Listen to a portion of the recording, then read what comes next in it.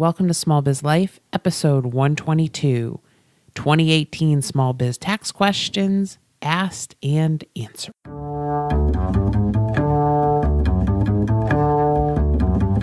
Does this sound familiar? Oh my God, I have so much to do today. Don't forget to breathe.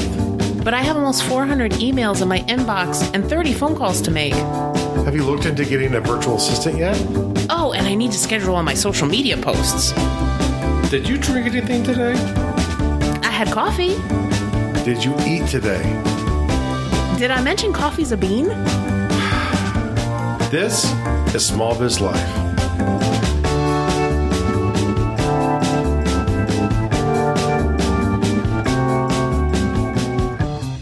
Hey guys, welcome to another exciting episode of Small Biz Life. This is exciting for me anyways, because we're going to talk about taxes.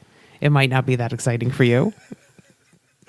I find this a frightening episode. It's the horror episode of Small Biz Life 2018. No, it's going to be fine. It's like an early Halloween. My name's Kristen Ingram. And I'm Jeffrey W. Ingram. And I am a CPA specializing in small business tax, so this is right in my wheelhouse. I'm an IT guru.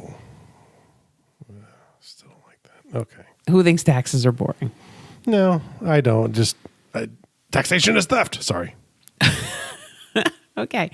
So we're going to try to make it through this episode without, Jeffrey getting picked up by the feds. I'm wearing the wrong hoodie for that anyways. Okay. All right. That's good. So we went out into the interwebs and we asked for your business tax questions. You mean the Webernets? I'm sorry. The Webernets? That's the new official bad term for the internet. Oh, I'm sorry. Okay. So we asked for your feedback, your questions. And so we're going to go through a whole bunch of those.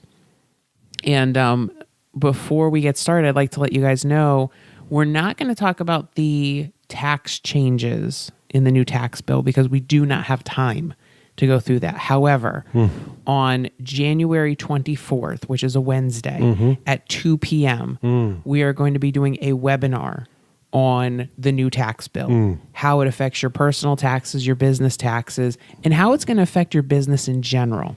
So if you want to sign up for that, go to smallbizlife.com/taxes. Okay, and we're going to have a webinar.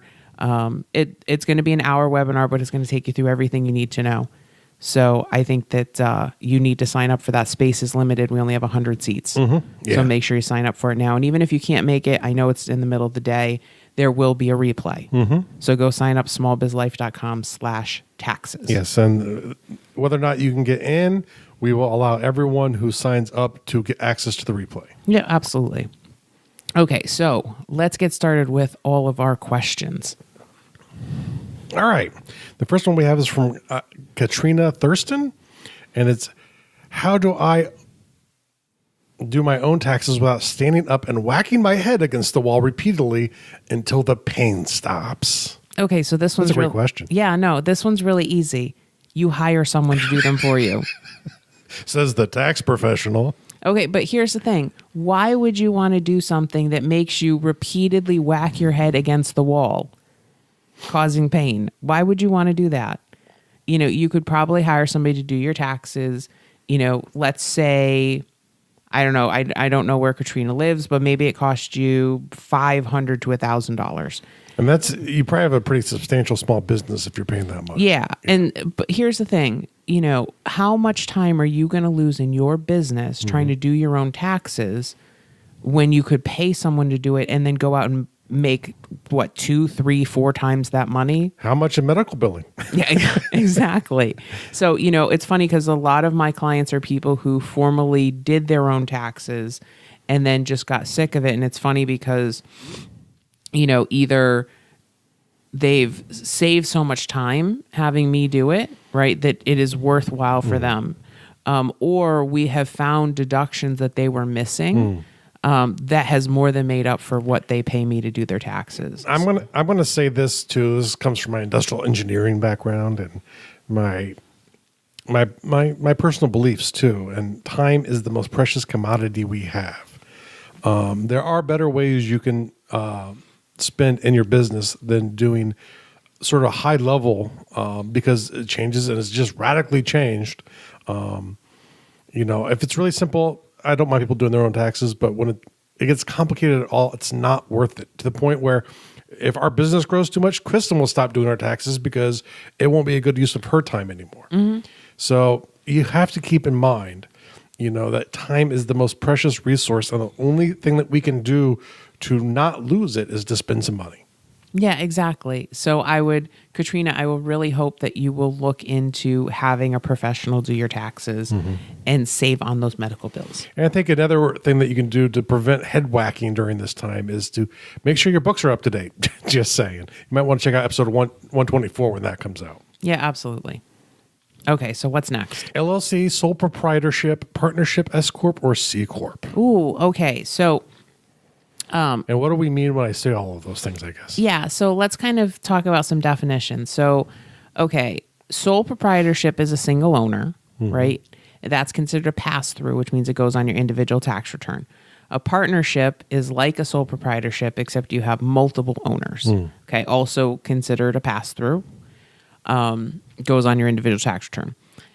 An S Corp is like a hybrid between a traditional corporation and a partnership. If you have an S Corporation, you have to put yourself on payroll, which means as an owner, you have to pay yourself a reasonable salary, and you are going to pay yourself W-2 wages. However, you can potentially save quite a bit of money on self-employment taxes, which the current rate for self-employment taxes is 15.3% of your profit. Now, with the new tax bill, we're also looking to see maybe C Corps are becoming more attractive. And that'd be for your really profitable companies. Right. But you're probably looking at a business that makes $1 million a year in profit before we're looking at whether or not a C Corp would work for you. Because traditionally, or since the last time they've done changes, that's been pretty much reserved for companies who want to go public.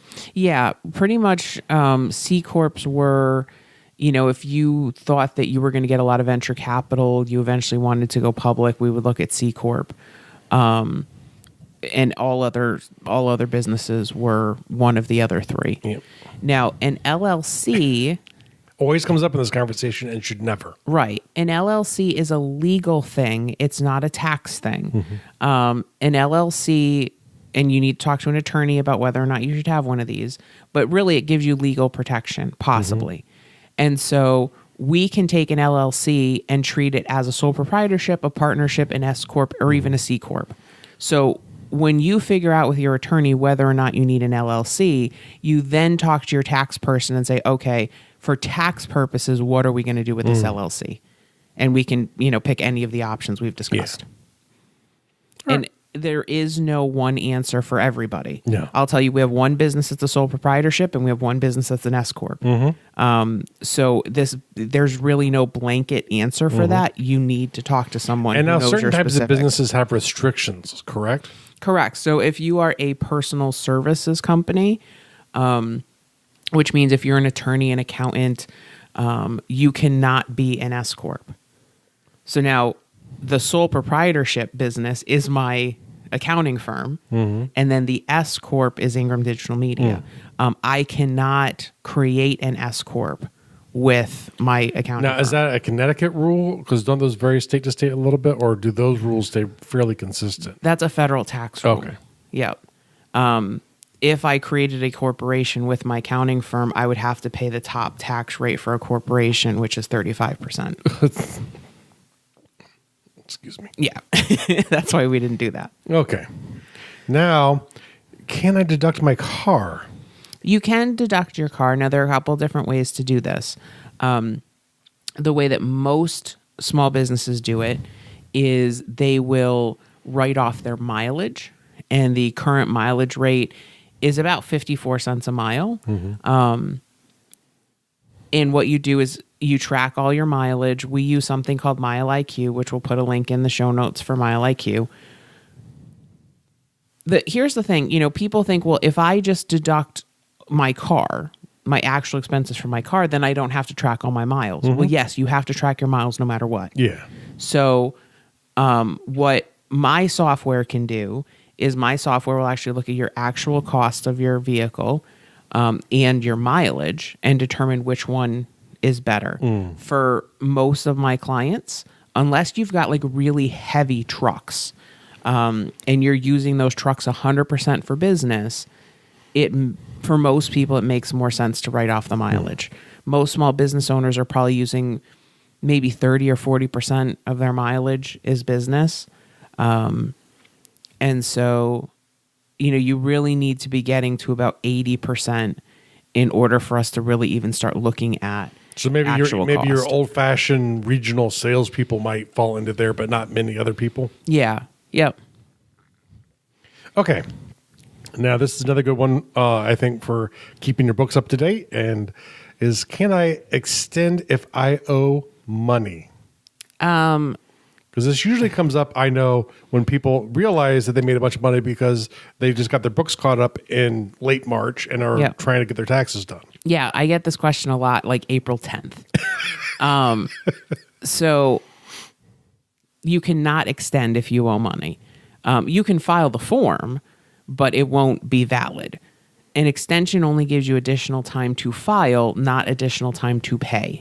And so if you owe money, what you can do is you can submit your taxes on time and then ask for a payment agreement. And when you fill out the form for the payment agreement, you put in how much you're going to send in with your tax return and how much you want to make in monthly payments. If you do that, I would highly recommend that you want to pay some money towards what you owe, but you also want to make sure that you can make the estimates for the next year. Yes, because like in January, you have one January 15th and then one April 15th that are estimates for next year, not part of your taxes. Well, April 15th is the first one for the next year. Oh, because January's fourth quarter, I'm sorry. Right, January's fourth quarter. So on April 15th, your tax return is due and your first estimate is due. And your tax payment is due. Right. So if you are behind, like let's say that you've got $5,000 to, available cash, I would make sure that you're making your first estimate in its entirety. Right. And then pay a little bit towards what you owe for the prior year, because you can only have 2 payment agreements at one time. They will not let you have more than that. And so what happens is, people will pay in a whole bunch of money towards last year, and then they get behind on the next, on the year that they're currently in. And then they get into this vicious cycle, and then they can't have any more payment arrangements. And that's how they snowball into debt with the IRS. Yeah. So, the big thing is to, while you're trying to pay off the debt, and this is kind of like Dave Ramsey says the same thing when he talks about debt payments, you need to stay current first. And so if you can be paying towards the current year and making your estimates while you're paying the back taxes, that's the best thing you can do. Yeah. Okay, now let me ask you a little sideways question off of that one. Let's say you have the money to pay right now, but you still need the time to prepare.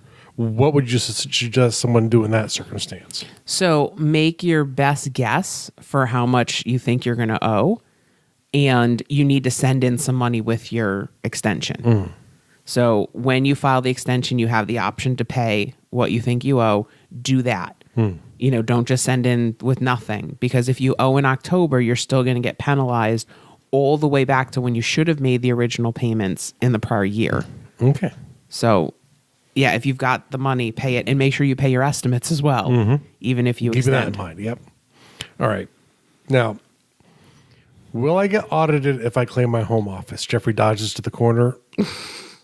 It's funny because this is a really good way to tell whether or not your accountant is up to date on what's going on in the tax world. At all. If you ask a potential accountant, should I claim a home office? And they say, oh no, it's going to increase your audit risk. Run away fast. This was something in the 70s that was it was accurate in the 70s. Then in the late 70s, the IRS came out and said, no, it's no longer going to increase your audit risk if you claim a home office.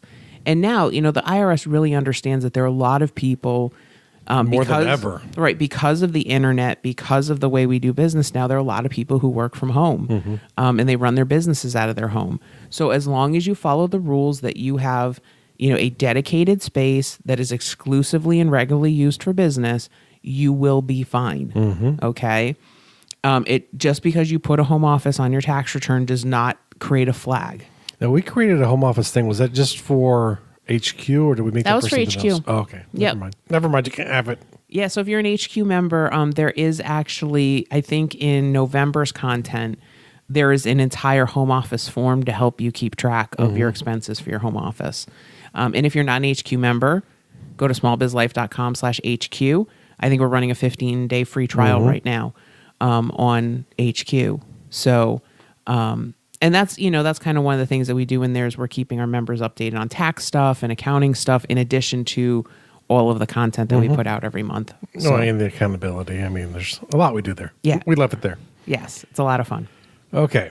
Now, can I claim a deduction for small business related expenses? Or yes, you can. Okay, Jeffrey can answer that one. Now, on to the actual question written down.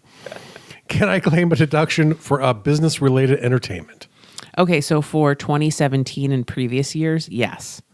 You have to make sure that you attend the entertainment with the client, that there is a bona fide business reason, that you're discussing business before, after the event, you're discussing business the same day as the event. You don't have to be discussing business during the event, okay? And sometimes that's really tough.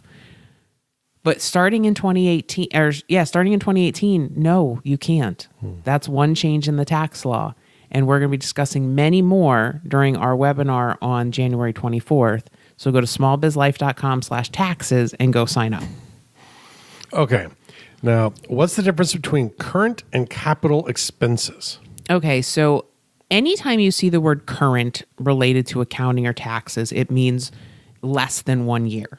So a current expense is something that you're going to use up in the next 12 months. So if you kind of think of like your insurance, your business insurance, typically that's a 1-year policy. So if you pay that, you can write it off in that year. If you have a 1-year software subscription, that is something you can write off in the current year. A capital expense is for a larger asset that you are going to use for many years. So let's say, I'm looking as we're recording at my husband's laptop. We have very nice laptops. They're both around $2,500.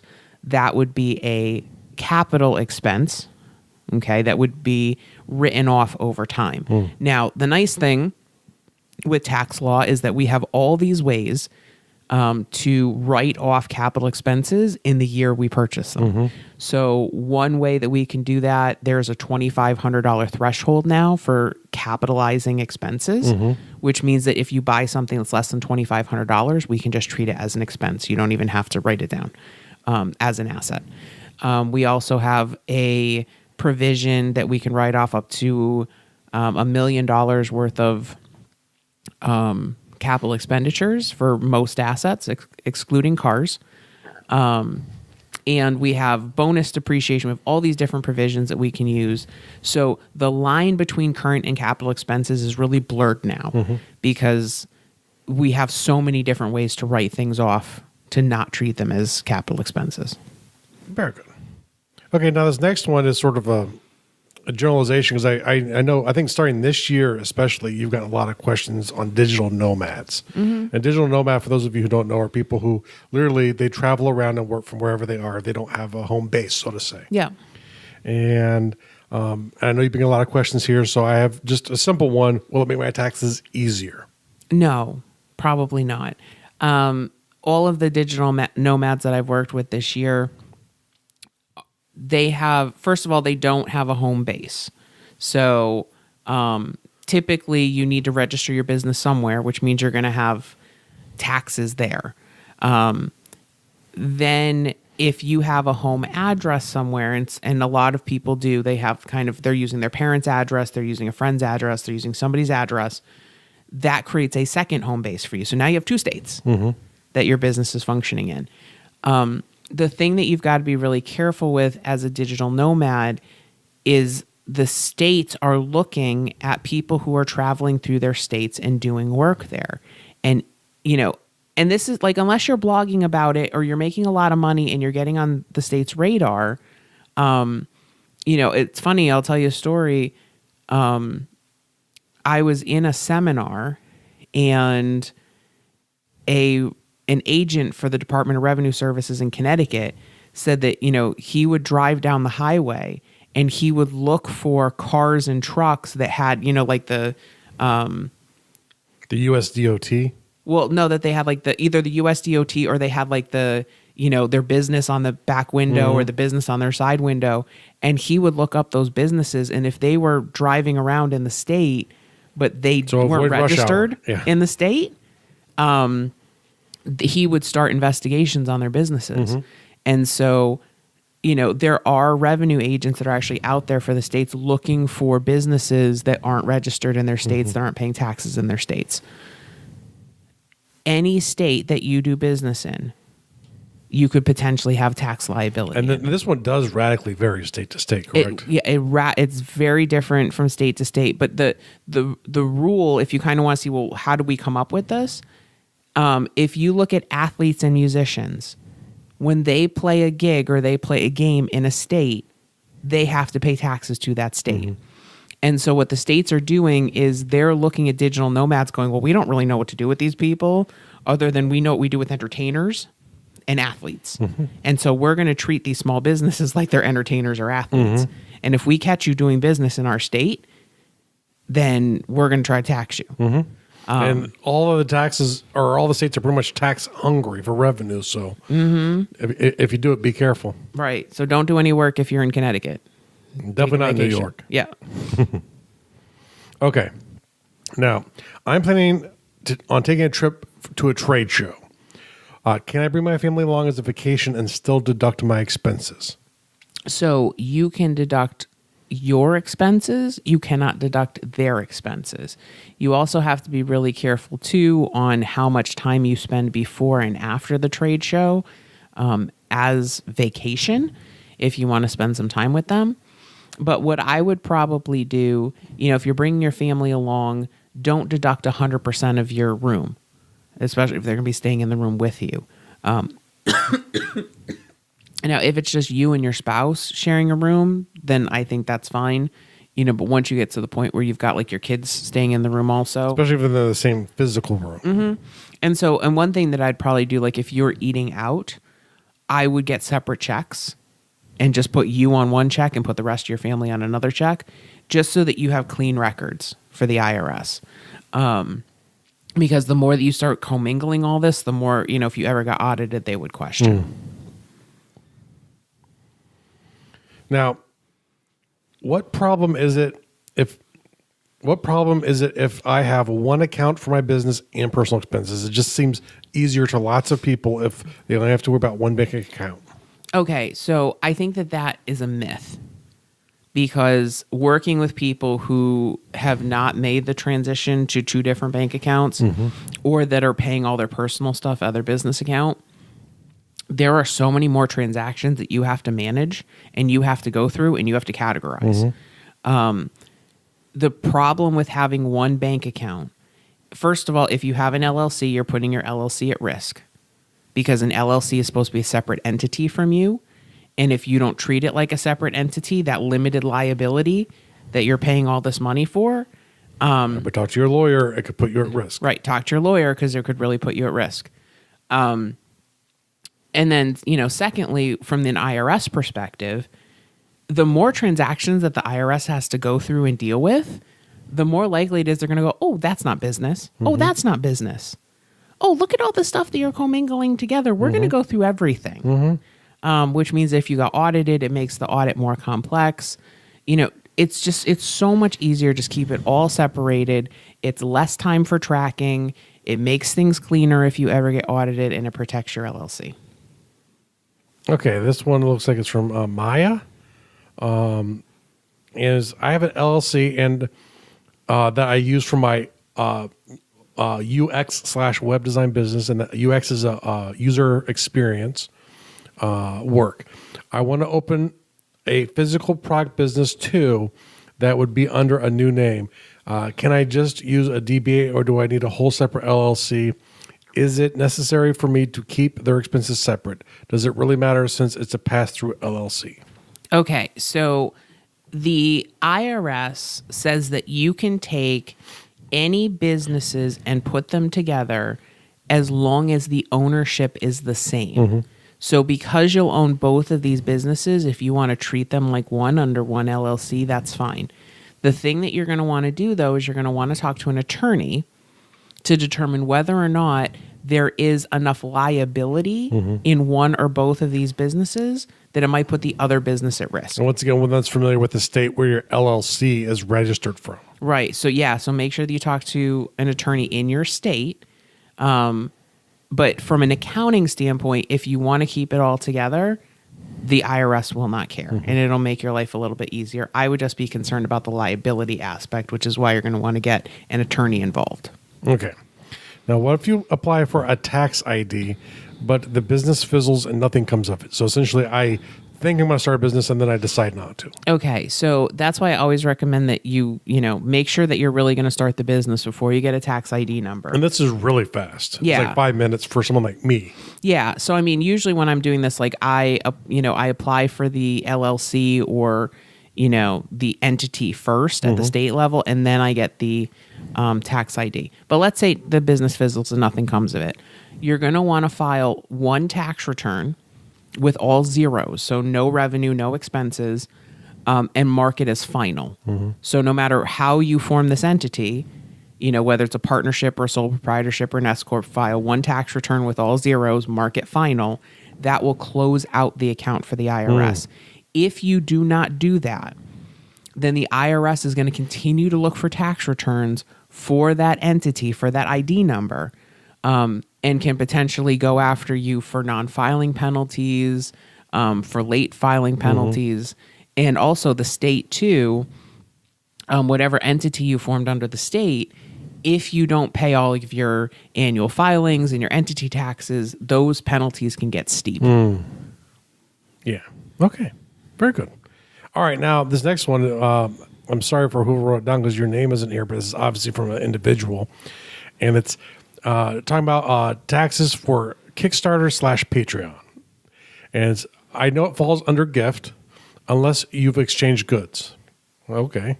Which rewards and incentives often are. Where's the threshold that is it different for tangible or intangible items like Skype calls and signed pictures or exclusive access to a group versus a product produced with the funds? So essentially, they're saying is that they think some of the things might just be considered rewards, and then it's just a gift the person's giving the money, it looks like. Okay, so that might be the case on like GoFundMe. That is not the case with Kickstarter, Patreon. You are creating a Kickstarter to sell a product or service ahead of a launch, right? So it's almost like you're getting beta testers. And if you go on Kickstarter and you read their rules, they tell you they're going to send you a 1099. This is income.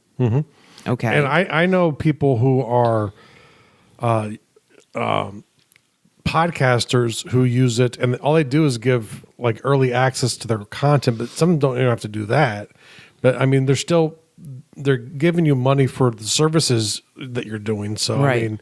I mean, I don't know under what circumstance a Kickstarter or a Patreon would be considered a gift. Yeah, no. I mean, even if you look at Patreon's terms of service as well, it talks about the fact that you'll get a 1099 for the payment. And this is considered income to you or a business if you have one. Exactly. Because, I mean, if you think about it, Patreon, you're getting patrons who are supporting your art, your podcast, your movie, whatever you're producing. That is a form of advertising revenue. Just like, I have, on one of our sites, we have ad revenue. That ad revenue is income to us. We treat that as gifts to us, honey? No, Google is not a gift. Unfortunately, no. So if you're using Kickstarter, Patreon, any of those services to build your business, right? Whether you're an artist or a podcaster or, whatever that business is, you need to treat that as taxable income. And if someone has actually told you that Kickstarter or Patreon is or can be considered gift money, you really need to tell them that they need to go talk to a tax professional ASAP. Yeah. Because maybe in some different country, their rules might be different, but... Well, and, it's funny because I've had people run into issues where, they've like set up a credit card processing account for a nonprofit. And I think it was like a theater.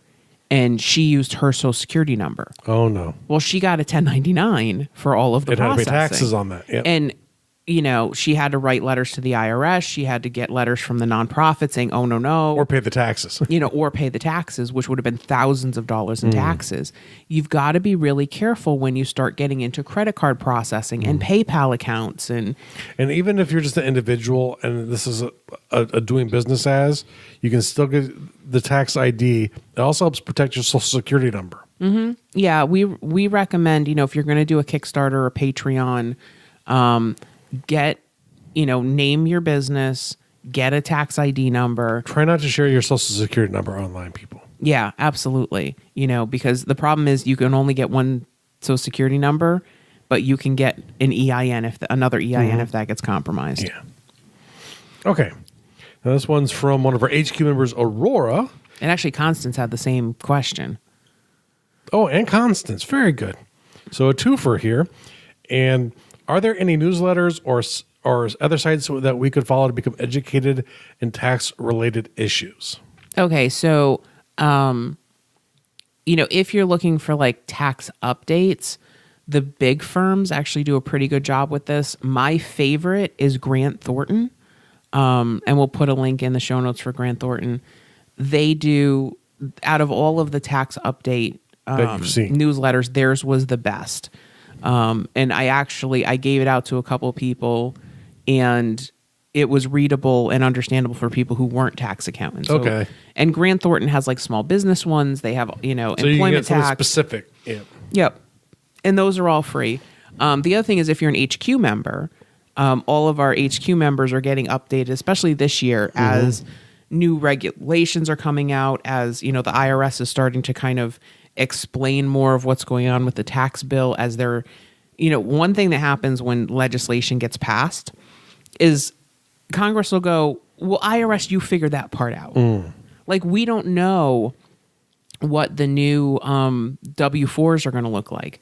W-4 is the form that employees fill out to say how much should be withheld from their paychecks.